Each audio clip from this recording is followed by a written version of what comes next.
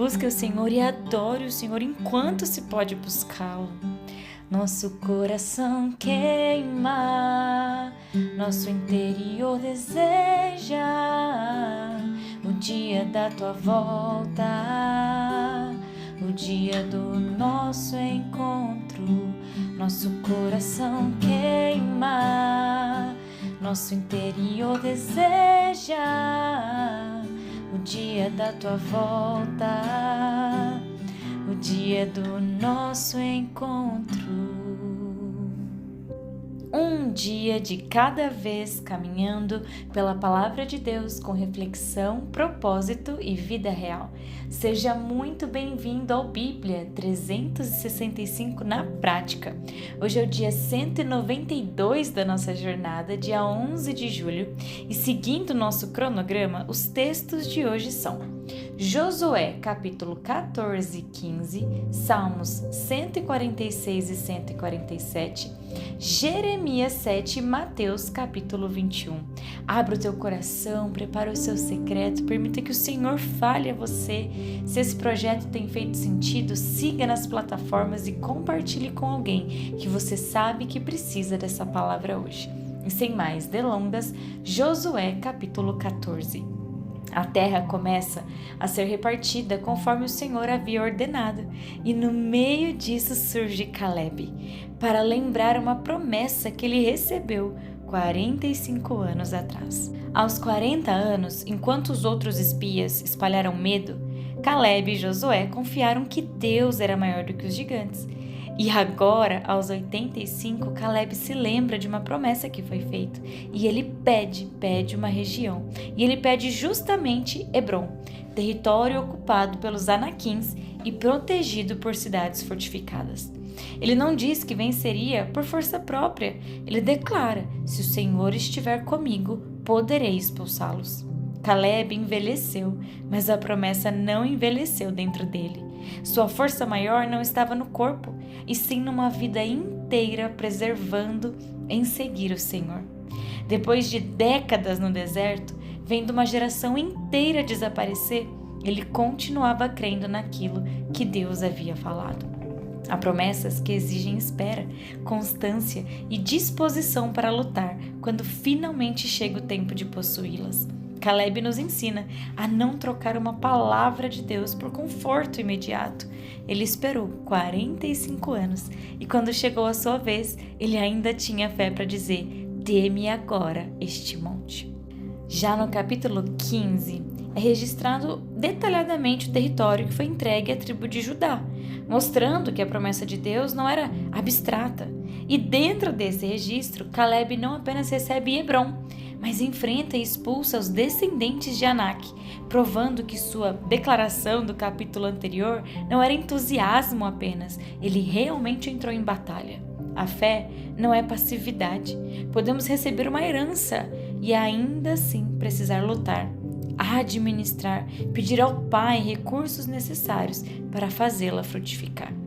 Partindo agora para Salmos 146, declara: louve, ó minha alma, ao Senhor. O salmista não espera nada para estimular, ele chama a própria alma à adoração, decide louvar enquanto viver.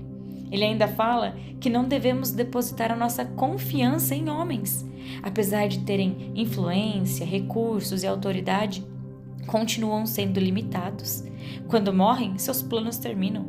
Pessoas podem sim nos ajudar, mas nenhuma delas deve ocupar o lugar da nossa esperança. O Deus que nos ajuda não é frágil, instável, nem sujeito às limitações humanas. Ele criou tudo o que existe e, mesmo sendo tão grande, dirige a sua atenção aos que sofrem. Que Deus é esse que governa o universo e ao mesmo tempo vê o faminto, o oprimido, o estrangeiro, o órfão e a viúva? Não temos como normalizar esse amor. O texto revela que Ele faz justiça, dá pão, liberta os encarcerados, abre os olhos dos cegos, levanta os abatidos, ama os justos. Ele é. Essas ações revelam o coração do Senhor. Ele não é indiferente ao sofrimento, nem distante da fraqueza humana. Temos que parar de exigir de pessoas aquilo que somente Deus pode oferecer. Nenhum relacionamento, autoridade, dinheiro ou estrutura humana consegue sustentar a alma como o Senhor.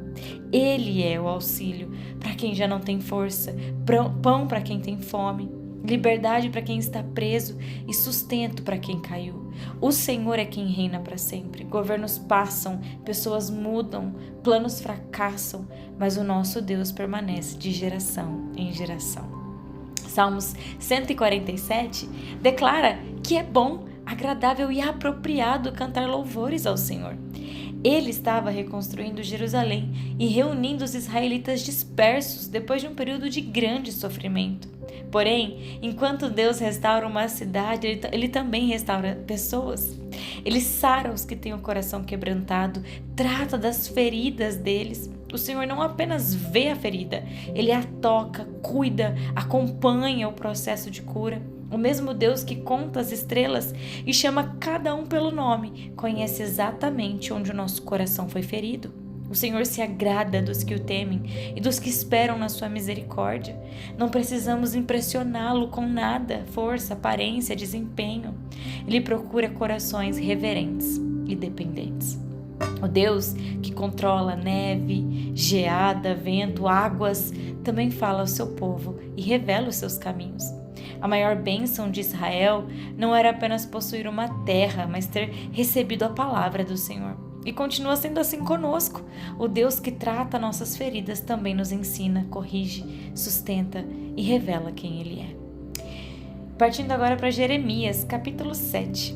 Jeremias recebe a ordem de ficar à porta do templo e anunciar uma palavra desafiadora, que era confrontadora às pessoas que entravam no templo para adorar. Eles acreditavam que Jerusalém jamais seria destruída porque ali estava o templo do Senhor. Viviam repetindo: é o templo do Senhor, o templo do Senhor, como se o prédio fosse um amuleto de proteção. Porém, Deus deixa claro que frequentar um lugar de culto não substitui uma vida de obediência. O povo ia ao templo, oferecia sacrifícios, dizia estar salvo, mas continuava roubando, matando, adulterando, oprimindo vulneráveis, adorando outros deuses. O Senhor estava rejeitando uma religião que separava culto de caráter. Eles queriam a presença de Deus sem abandonar os seus pecados, desejavam proteção sem arrependimento. O templo de Jerusalém não os protegeria se continuassem desprezando a voz do Senhor. Deus não se deixa manipular por títulos, ambientes ou rituais religiosos. O centro da aliança sempre foi: deem ouvidos à minha voz, eu serei o seu Deus, vocês serão o meu povo. Contudo, eles andaram segundo a dureza do próprio coração. Em vez de avançarem, andaram para trás. Deus havia enviado vários profetas, várias vezes, chamando, corrigindo, alertando, mas o povo recusou todas as vezes. Isso mostra que o juízo não veio por falta de aviso. O Senhor falou muitas vezes, o problema foi que eles escolheram não ouvir. Há uma diferença entre cometer um erro e construir uma vida inteira resistindo à correção de Deus. E para finalizar o dia de hoje, Mateus capítulo 21. Aqui Jesus entra em Jerusalém montado num jumentinho, cumprindo a profecia de Zacarias. Ele recebe uma acolhida real. Mantos e ramos são colocados pelo caminho e a multidão clama: Hosana ao filho de Davi, Hosana! Esse Hosana trazia o sentido de salva-nos agora. A multidão reconhecia que ele era o Redentor, mas muitos ainda não compreendiam que a vitória de Jesus passaria pela cruz. Ao entrar no templo, Jesus derruba as mesas dos comerciantes. E o problema não era simplesmente vender animais ali para os sacrifícios, mas a exploração religiosa e a transformação do espaço de adoração num ambiente de lucro e corrupção. Jesus então declara: a minha casa será chamada casa de oração. E quando ele remove aquilo que ocupava indevidamente o templo, ele abre espaço para que cegos, aleijados e crianças se aproximassem. Que cena forte! O comércio é expulso e os necessitados se aproximam. Os enfermos são curados, as crianças louvam.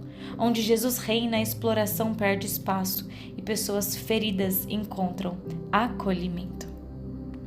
Querido Deus, obrigada, Pai, pela Tua palavra. Obrigada porque o Senhor continua falando, o Senhor continua nos chamando, nos amando. E nós queremos, Deus, Te entregar tudo o que temos e somos. Que o Senhor possa continuar revelando o Seu coração a nós, nos preparando, nos moldando. Que possamos ver, que possamos ouvir a Tua voz. Que o Senhor seja o nosso Deus e que possamos ser o Teu povo todos os dias das nossas vidas, que possamos nunca, Senhor, que ninguém que escute esses áudios nunca normalize a Tua presença, normalize a Tua palavra, que o Senhor seja o único no nosso coração, a nossa busca incessante. Nós Te amamos, Te louvamos, em nome de Jesus, Papai, amém e amém. Que Deus te acompanhe hoje, viva essa palavra na prática. Amanhã seguimos juntos no dia 193 da nossa leitura.